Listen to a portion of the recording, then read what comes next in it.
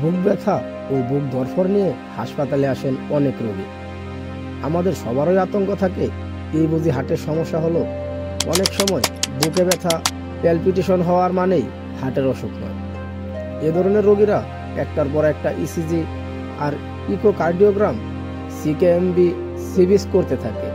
দেখা যায় সবকিছু নর্মাল, তারপরও বুকে ব্যথা কমে না।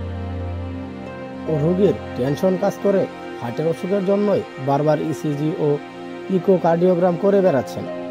মাথা ঝিমঝিম করছে মানে স্ট্রোক করে ফেলবে। হাত পা অবশ হয়ে আসছে, মনে হয় প্যারালাইসিস হয়ে যাবে। জেনে নেওয়া যাক এই বিষয়ে কিছু লক্ষণ সম্পর্কে।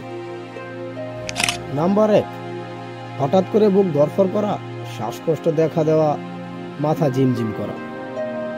নাম্বার 2, দম বন্ধ হয়ে আসা, বড় বড় করে হাঁপানি রোগীর মতো শ্বাস প্রশ্বাস নেওয়া। নাম্বার 3, হাত পা অবশ হয়ে আসা, শরীরে কাঁপুনি হওয়া। নাম্বার 4, বুকের মধ্যে চাপা লাগা এবং ব্যথা অনুভব করা। নাম্বার 5, এমনও দেখা গেছে কোনো রোগী বলে হঠাৎ পেটের মধ্যে একটা মোচড় দেওয়ার পর তারপর থেকে উপরের দিকে উঠে বুক ধড়ফড় শুরু হয়, সঙ্গে সঙ্গে হাত পা অবশ হয়ে যায় আর কথা বলতে পারেন না।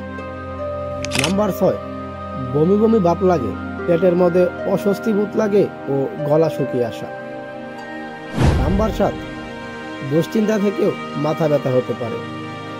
কোনো রোগী বুকের ব্যথা ও হাত পায়ে ঝিমঝিমকে সাথে সাথে হার্ট অ্যাটাকের লক্ষণ মনে করে।